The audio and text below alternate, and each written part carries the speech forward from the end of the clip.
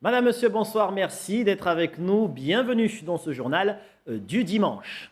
Aménagement pour commencer cette édition avec les travaux du quai de la Barge à Mamoudzou qui entrent dans la dernière phase. Démarré en février dernier, il devrait se terminer au mois de juin prochain.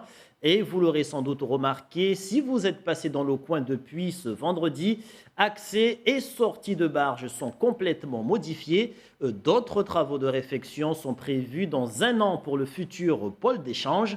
En attendant, les automobilistes apprécient ces derniers aménagements, comme vous allez le constater dans ce reportage de Kalatoumi Abdelhadi et Aurélien Février. Debré Ali Combo n'est pas peu fier de montrer l'avancée des travaux. Ici, entre le quai 5-5 et le quai Colas, le département a déboursé un peu plus d'1 million d'euros pour améliorer les voies de circulation sur ce point névralgique de Mamoudzou. Après 3 mois de travaux, les premiers changements sont visibles. Comme vous pouvez le voir ici, depuis vendredi, effectivement, l'entrée vers la barge a été modifiée. Désormais, ça se fait du côté de l'entrée des taxis nord. Et vous pouvez constater que nous avons 2 voies. Ces 2 voies, il y en a une, par exemple celle-ci, c'est pour tout ce qui est dépose minutes et les taxis, effectivement. Et l'autre voie, c'est pour les usagers de la barge. En finir avec les embouteillages dus aux véhicules sortant de la barge. Et pour ce faire, il a fallu complètement modifier la sortie et l'entrée de la barge pour les voitures. Des changements qui plaisent aux usagers. Oui, les passagers nous retrouvent. Il n'y a personne qui vient pour nous dire que bouger, c'est pas bon. Là, je ne sais pas, j'ai mal placé. Non, non, parce que dès que tu entres là où tu vas prendre la barge, tu vois déjà les endroits sont déjà fixés. L'endroit où tu prends la barge, l'endroit où tu prends les taxis, l'endroit où tu déposes le passager pour prendre la barge. On circule mieux, les embouteillages ont diminué. Mais la seule chose que je trouve, le petit bémol que je trouve, c'est par rapport à nos collègues 2 roues. Je ne sais pas s'il y aurait des aménagements qui vont être faits pour eux, mais là vous voyez déjà un exemple, un 2 roues qui est bloqué. Effectivement, le département concède qu'il y a eu un oubli, mais ce motocycliste reste indulgent. Oui, ça nous dérange, mais on n'a pas vraiment les moyens. Peut-être avec les moyens de bord qu'ils ont, donc là, on est obligé d'accepter pour accompagner la façon qu'ils ont fait. Donc on n'a pas le choix. Ces nouveaux changements, il faudra quelques temps avant que tout le monde s'y habitue, notamment attendre à ce stop, jusqu'à ce que tous les véhicules soient sortis de la barge, puis avancer vers l'embarcadère. Et on reparle de consommation dans nos informations en ce mois de Ramadan avec la multiplication des marchés de fruits et légumes ainsi que des produits locaux. Une nouvelle donne qui permet aux consommateurs d'acheter directement auprès des producteurs et sans passer par des intermédiaires. Tout bénéfique pour la clientèle qui n'en demandait pas tant en cette période de forte consommation. Shafika Salimkou, Assadi Razafi Terreno. En ce dimanche matin, Anli Achourté Abdul Karim est venu se ravitailler en banane mûre, une habitude dominicale, mais aussi des envies de bien manger et de manger local pendant ce mois de Ramadan. Et après la rupture de jeûne, on a envie un peu de manger tout ce qui est fruits et légumes, et puis de toute façon c'est conseillé, donc ça donne envie. Puis là, on vient là au marché, on trouve une panoplie de fruits et légumes, donc voilà, ça donne envie. Pour l'instant, j'ai pas demandé le prix, mais je pense que c'est abordable. Des prix abordables qui ont attiré Abdou Hamada Moussa depuis la Petite Terre. Je viens de Petite Terre pour acheter les bananes vertes. J'en ai acheté ici à Sada à 1,50 € le kilo. J'ai vu sur Facebook un régime de bananes qui se vend à 70 €. Je n'oserais jamais l'acheter. Je préfère encore manger des frites et des pommes de terre. Des prix abordables qui reposent surtout sur le fait que les consommateurs achètent directement aux producteurs. Et les gens, ça fait 5 ans qu'on est là, les gens ne se plaignent pas sur le prix. On trouve que les produits ne sont pas suffisants. Voilà.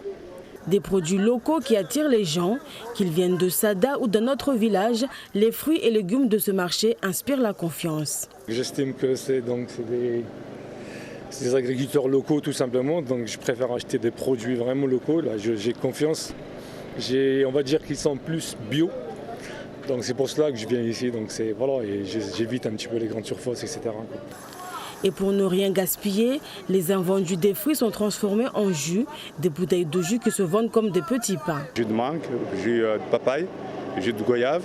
Vous avez vu des mixages de jus de carambole et des jus de sakwa qu'on appelle les évices. Aussi jus de banane. Aujourd'hui, vous avez toute une gamme.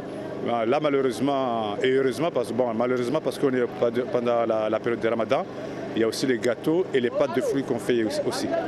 Un petit marché de Sada devenu grand par le nombre de personnes qui le fréquentent tous les dimanches de 6h à midi.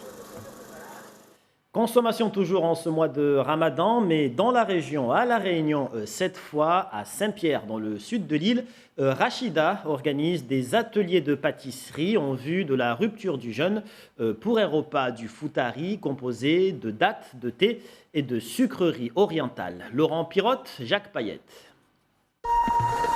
C'est les cornets avec la pâte de dattes, cacahuètes et la halva. La halva, c'est la pâte de dattes turque. Chez Rachida, ce matin, plane un délicieux parfum oriental. Pour son atelier pâtisserie, la Marocaine d'origine a invité des amis. Du coup, l'art du cornet est enfin dévoilé. Le procédé de fabrication, c'est comme ça. J'essaie d'entourer, former mon cornet et après le dessiner. Sur sa table résonnent les douces mélodies des pâtisseries orientales. Pour le Ramadan, pas question que les palais sucrés restent sur la touche. Alors ça, c'est les baklawa à base de cacahuètes, amandes, pâte de turc. Et ça, c'est les shebakia. C'est un sablé aux amandes et trempé dans le miel. Ça, c'est un petit mélange de fruits secs. Et ça, c'est le loukoum à base de l'eau de rose. Morgiane, elle, est concentrée sur ses cornes de gazelle. La jeune Marocaine est aussi très attachée à la tradition. Le sucré, c'est important, mais c'est plus shebakia, les bonbons miel qu'on mange pendant Ramadan. Mais après, pour l'Aïd, on mange tous les gâteaux. Tout ce qu'on peut manger, on mange. Pour fêter le Ramadan, les commandes tombent de toute l'île pour Rachida, du sucré mais aussi du salé. Je fais les briques, je fais l'harira, je fais les crêpes msemmen, c'est des crêpes salées aussi. Je fais les crêpes mille trous, beaucoup de spécialités salées, ce que j'ai l'habitude de manger au Maroc, voilà. Ces saveurs seront partagées entre le coucher et le lever du soleil, mais surtout lors de l'Eid el-Fitr qui clôturera le Ramadan aux alentours du 4 juin prochain. La politique, dans 2 semaines auront lieu les élections européennes, un vote qui se tiendra en France le 26 mai. Et aujourd'hui, nous nous intéressons au mode de scrutin ainsi qu'au nombre de députés européens. Plus de détails dans ce récit signé Christine Boss. Toute l'Europe vote en même temps du 23 au 26 mai. En France, les élections européennes auront lieu le dimanche 26. Deux nouveautés pour ce scrutin. Le nombre d'eurodéputés français passe de 74 à 79 en raison du Brexit. La France gagne donc 5 députés. Chaque député représente en moyenne 700 000 citoyens. Jusqu'en 2014, les candidats étaient répartis entre 8 grandes régions de France. C'est terminé, la circonscription redevient nationale. En clair, chaque formation politique conduira une seule liste pour tout le pays. La France s'aligne ainsi sur la plupart des pays européens. Le mode de scrutin est la proportionnelle à un seul tour, c'est-à-dire que les sièges sont répartis proportionnellement entre les listes qui réunissent plus de 5% des suffrages. Pour pouvoir voter, il faut être inscrit sur les listes électorales. La date limite d'inscription pour les jeunes qui viennent d'avoir 18 ans est repoussée au 16 mai, une tentative de lutter contre l'abstention qui s'élevait à 57% en 2014. Pourront voter les citoyens français, mais également les ressortissants d'un pays membre de l'Union européenne qui résident en France. C'est aussi ça, l'Europe.